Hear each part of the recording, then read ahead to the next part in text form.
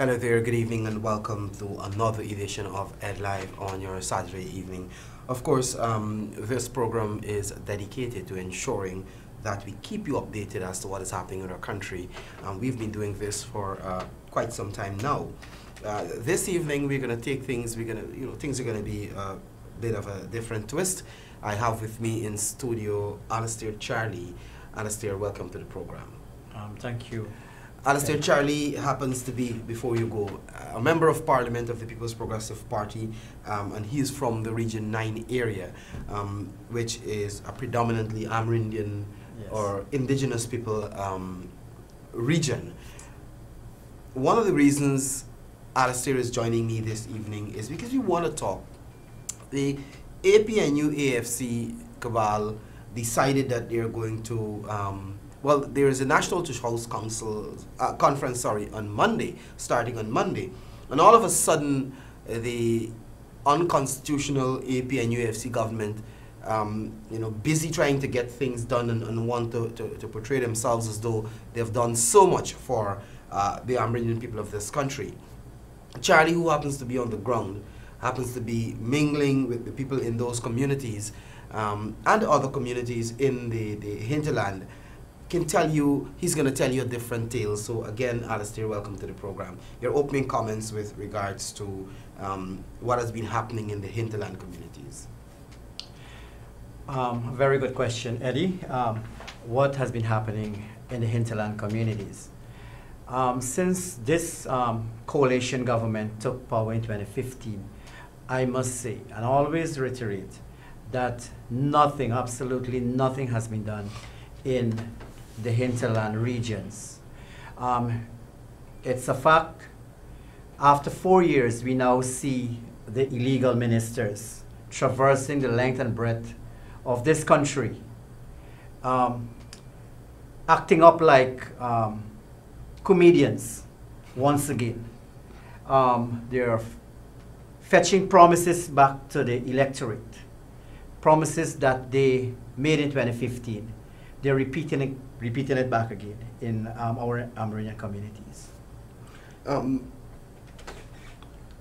you raise a very important issue there, Alister, that of promises that were made not just to our Amerindian brothers and sisters, but also to the people of Guyana generally. And all of us are aware, I think, every single Guyanese who wants to be honest and who really wants to be honest, if I should stick with that, know that the APNU AFC, despite inheriting an economy, a very progressive and buoyant economy, despite inheriting billions of dollars in the treasury, billions, hundreds of millions of US dollars in foreign reserves, billions of dollars in gold reserves.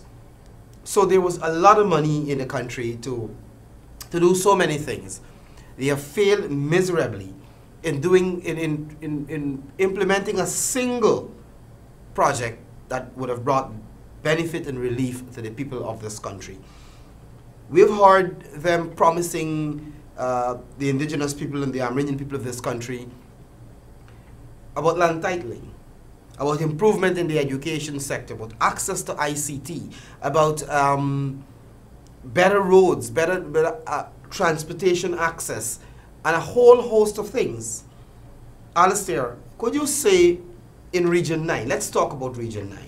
Let's talk about the neglect of the people of Region 9 to start with. And we're going to talk about the other communities, but I want us to talk about the issue of Region 9 itself. What has been happening? What have they done for you guys in that region? I must say, it's a fact, Eddie. The PPP left an economy, a standing economy. The APNU AFC took that over. We saw their incompetence. We saw the squandering the taxpayers' dollars. To that effect, in Region 9, like the other hinterland regions, has been neglected by this coalition government. the good life that the residents of Region 9 enjoyed under the PPPC government, it's no more under this coalition government. The infrastructure across the region has been neglected. Our schools, our roads, even public buildings have been neglected. The education system in Region 9, it's not how it used to be under the PPP. That sector too has been neglected. Agriculture, our farmers, although they were promised by this coalition government, they see the neglect also. So it's happening in Region 9 and other hinterland regions. And the issue here, Alister, is that there were a lot of promises in 2015. A whole host of promises of how they're going to transform the hinterland. They're going to, and I mentioned some of them about ICT and all sorts of things. For 4 years, more than 4 years, the coalition was in a coma, an absolute coma. Did absolutely nothing for the people on the coastline or the people in the hinterland. So all the promise about doing so many things for our Amerindian brothers and sisters and for everybody else, they were basically that, promises they were making to the people. They haven't fulfilled anything. After the no confidence motion, I think they woke up from that coma. And they realized that, as a matter of fact, I think they saw the writing on the wall after the 2018 local government elections, when they were beaten miserably. They lost the elections by a fantastic margin. And they realized that the people of this country would have rejected them. The Amerindian people, the people on the coastline, every single community across this country would have neglected them, would have rejected them because of the neglect. People can't get jobs, and we can't forget, Alister, that close to 2,000 young Amerindians they fired when they got into there. And they took those jobs to give their friends, their families, and their cronies, well, some of the jobs. So they neglect the people for 4 years. Now that the no confidence motion was passed and they realized that the people no longer want them because people are suffering, whether on the coastline or whether in the hinterland, all of a sudden there is this newfound love for the Amerindian people of this country. They haven't titled a single piece of Amerindian land. They haven't.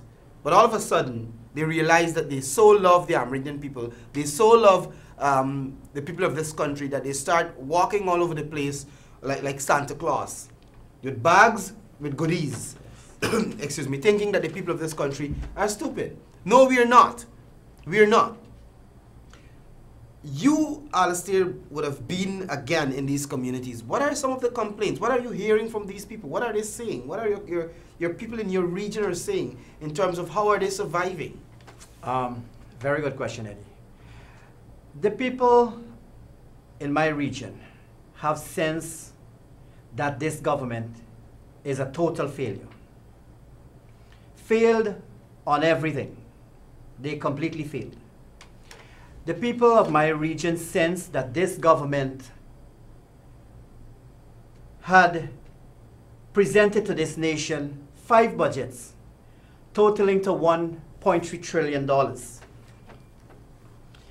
The question is asking in every corner of this country, out of that 1.3 billion, trillion, were the Guyanese lives were transformed? Are they enjoying the good life promise? That's the question. It's a blatant no. But all we've seen what under this government is that they pay themselves 50 to 100% salary increase. They bought a fleet of vehicles for themselves and cronies. This is what they did. We saw their budget, they increase their meal allowance. They're eating more. They're renting more. Their traveling allowance is very, very high. Phenomenal. Very high. And this is what the people in Region 9 have observed. So let's balance it, Eddie. Who is living the good life? The Tushaus are coming into the city to attend the NTC. And the Tushaus has to know. And they have to balance it. Because the Tushaus are also living the reality. As you rightly said, the coalition parties are running about like Santa Claus. But the point, Eddie, is that they do not believe in equity. They do not believe in equity. When they go to Amerindian community, they go to their members. All the stuff that they take into Region 9 are for their members. As long as you are a PPP, you cannot be a beneficiary for what they're delivering. Eddie, but the PPP was not like that. The people in Region 9 and across the hinterland region have sensed that the PPP has a strong track record of progress and development. The PPP believes in equity. Let us take, for example, the $10,000 cash grant. It was paid to every school child in the public school. The PPP did not look at faces or political party, which one side political party or religion. You know, it was across the board. The employment under the PPP, it was across the board. It's unlike under this government. So it's very, very, very sad. And this is what this government is up to in Region 9 and other hinterland regions. And you made some very good points there, Alister, excuse me. One, and I was about to talk about the $10,000 cash grant.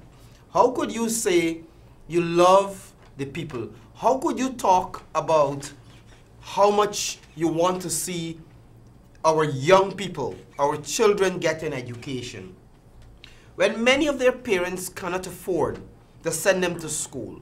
They cannot afford at the beginning of every school year to buy bags, to buy books, to buy footwear, or nothing of that sort. You claim you love them, but you take away their money. And you get a couple of buses that were supposed to be for the school children. Instead, those buses are being used to bus people to Linden because they're rejected now in Linden.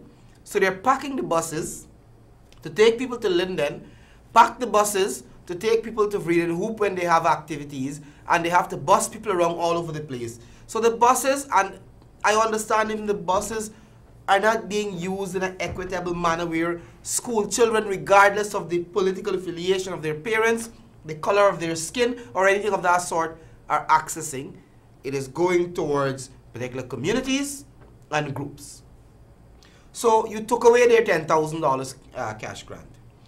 You went and you put VAT on education and educational materials. And after pressure, tremendous pressure from parents, from the PPP, and from Guyanese generally, you eventually buckled and you withdraw. You remove it. You put VAT on even air travel into these communities. So the point I'm making is that you're claiming that you love the people, but I don't want to use the term that we describe in the Guyanese parlance, that is what kind of love. But you're creating every single possible hardship for them. And I can tell you, I traveled almost all the regions of this country, and I know how people were living. They were, if there was any good life in this country, it was good life under the PPP, where Guyanese people were able to own a home, to buy a car, to have a little bit of savings, and to live a comfortable life. The same cannot be said for this, under this coalition. The same cannot be said. The good life is really for their cronies, their small cabal who are benefiting, who are enriching themselves, and the people, they don't concern about the people. If you go into the hinterland, you will understand the suffering, the tremendous suffering that the people in those communities are facing as a result of the draconian measures of this government, including hundreds of new taxes. So they're taxing our people into poverty while they themselves enjoy all the benefits. So, Alister, all of a sudden, because the elections are coming, there is this newfound love for Amerindian brothers and sisters, and you're taking goodies to them because you think somehow their memory is short. So you think you're going to carry a few football and a couple of fine things that, you know, are not of any value. And you can give them, and they're going to come to you. You're going to go and you're going to lie to them. So what the position that they're in now is that they cannot go back to the Amerindian communities with the same set of lies that they took in 2014, 2015. Because they haven't fulfilled a single promise. So they can't go back. They can't go with that. They either go with fear-mongering or they go with more lies. The fact of the matter is that the people of this country, whether in the hinterland, whether on the coastland, are smart, and they have recognized the dishonesty, the double standard of this coalition. So don't matter what they do. Don't matter what they do. The young people in the hinterland are suffering. Under the PPP, there were scholarships.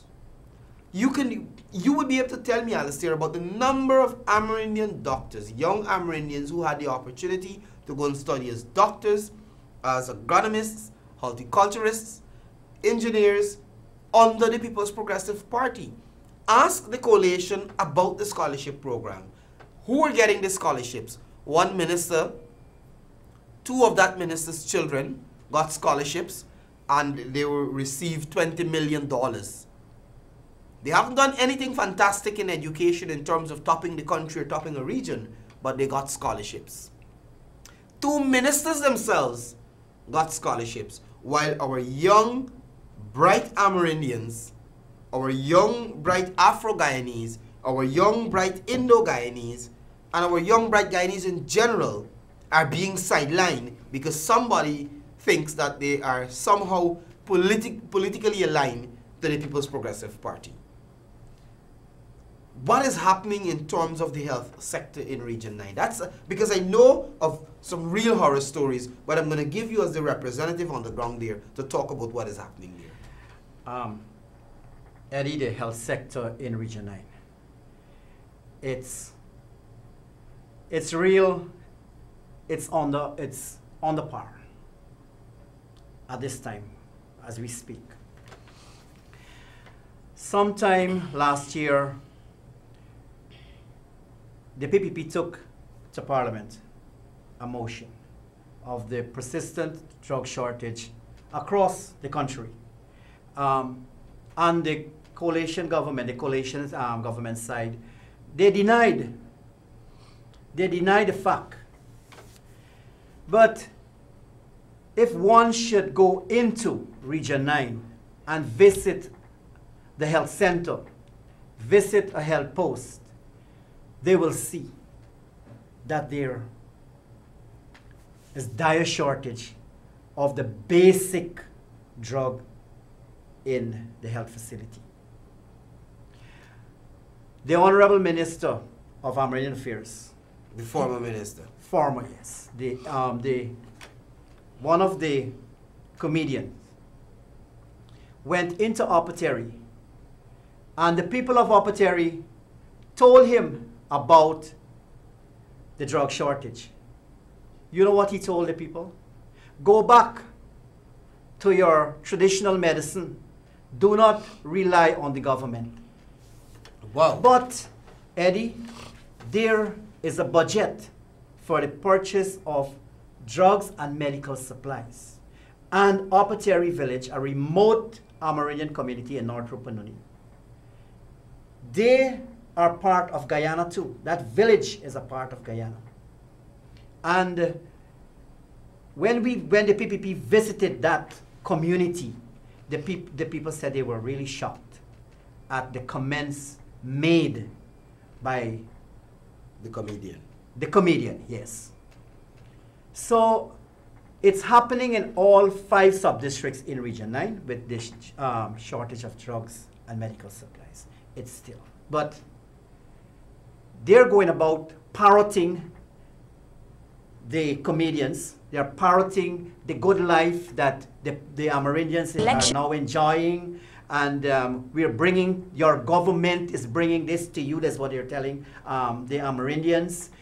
Recently, they were saying that you don't have to come to the coast to visit the ministers. The ministers come to visit you. And some residents said, yes, we like to see the illegal ministers in our community now. You know, some of them give that sentiments. The people in Region 9, they have sensed this government, as I said earlier, as a government that has failed the Guyanese population. The entire Guyana has failed. And they see them as jokers, making flimsy promises now. Okay, come on. If you vote for the coalition, we will give you $5,000 US dollars. The government will be paying you that. That is what they're telling our people in the Amerindian community. Vote for us. Give us a second chance. You know, this is what they are saying in the Amerindian communities. But Eddie, our Amerindian people are not like before. They are brilliant, and they sense, as I said earlier, they sense. They now see the difference between the PPP and this coalition, the PNC. And a lot, if you do a census in Region 9, everyone will say their life was better under the PPP. And again, Charlie, you made some good points. I am taken aback. I'm saddened because this is the first time I'm hearing what you said the then minister, the now unconstitutional minister, said to the people in that community that, oh, don't rely on the government for medical supplies, go back to your traditional medicine. And that is the kind of incompetence that we are speaking about. That is the kind of incompetence. You can't put basic medicine like Panadol and ibuprofen and so forth in the hospitals, in the health centers, and you get hundreds of millions of dollars. Hundreds of millions of dollars, and you take the money and you give contracts to your cronies who, excuse me, some since 2017 and 2016 are still to deliver. But that is the kind of incompetence. And Alister, I don't think they can go back to the people with those empty promises. What they go now, they go with the fear-mongering. And I want to spend a few minutes, we're almost out of time, I want to spend a few minutes to talk about the fear-mongering of this coalition. And they're using their agents in the ministries, in the departments, in the regions, etc., to try to drive fear into people. And they're targeting the public servants in the first instance. And earlier in the week, I think 2 days ago or yesterday, I made a post about this because I would have been speaking with a lot of public servants who are reaching out to me. And they said to me, I got the information about 2 weeks ago actually, where one of them said to me, you know what? I know you're with the PPP. And we're being told at the ministries and so forth by the PSs and by the supervisors and the heads of departments and the managers and so forth that if the PPP return to power, you will be fired. That is what they're saying to these employees. And I understand they're telling the people in the communities the same thing, that, oh, if the PPP get back into power, you're not going to get anything. They didn't give the people anything in the first case. Absolutely. So they didn't. So what will the people lose if you didn't give them anything? But I want to speak to the issue of this fear-mongering, especially in government ministries, including at the Ministry of the Presidency, where employees are being told, clerical employees, the lower-level staff who are there, who are merely following instructions from their superiors, whether or not it's political directions or not, these are people who are working honestly for a living, are being told, if the PPP return to power, you guys are going to lose your job. I want to say this lucidly. I'm echoing the sentiments of the leader of the opposition on several occasions where he made it clear the PPP has no intention of targeting any person in this country, whether public servants, any single person, because of their political affiliation, or because they are not voting PPP, or because their uncle or their aunt or their parents are PPP.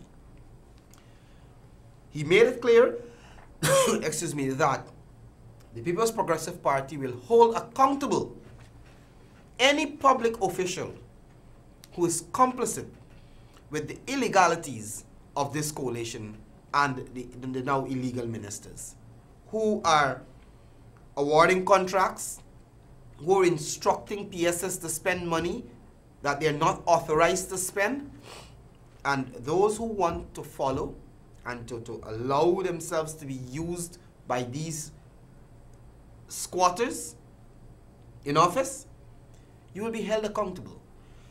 I also want to say to the employees in the public sector, none of you, not a single one of you, should be fearful. Whether you're a clerk, you're a typist, you're a secretary, whatever you are, you're a driver, you are not to be afraid, to be fearful of losing your job. Once you're not doing anything wrong, once there is justification that you were instructed, I don't think anybody is going to hold you accountable for that. The people who to be held accountable are the people who have the authority and the power in the managerial, the PSs, etc., who know the right thing. And nobody is saying that anybody is being fired here. Just don't get me wrong. There was no mention about anybody being fired. The leader of the opposition was clear that PSs and so forth, accounting officers, will be held accountable. So don't buy the propaganda that is coming from this cabal and their agents in the various ministries. And they're doing the same thing in the regions, and and they're going to Afro-Guyanese communities and are telling them the same thing. That if the PPP returns to power, you're going to be starved for this. They did nothing for the Afro-Guyanese of this country. So there is nothing that people have to lose. Afro-Guyanese in this country were better off under the PPP. Every single Guyanese was enjoying a better life under the PPP. So this unconstitutional cabal, it's absolutely desperate. Desperation is at its highest. So they're running now. They can't go and tell the people, oh, we're going to give you this, and we're going to give you land, and we're going to give you house lots, and we're going to build road for you and all sorts of things, because they failed. They lied to them. So they want to go now to lie to the people. They are so desperate, Alister, that apparently they have some sign in Linden of the mayor probably welcoming people to Linden. They went to deface the sign, the billboard, and decided to say the PPP is desperate, right? There's a guy they call, I think they call him Iqbal or something like that. I forget his name. He talks a lot of nonsense all the time on behalf of the government. Imran Khan put up a post to say the PPP is desperate to deface. What is the, I want to ask this question. what is the political benefit to the PPP to go and deface a billboard? How will that earn us vote? How will that benefit us?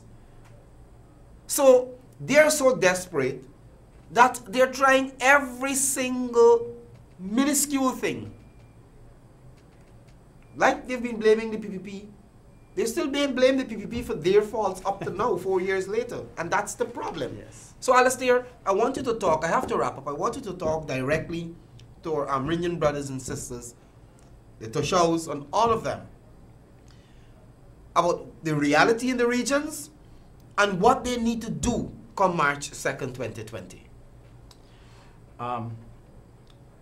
Eddie, I would say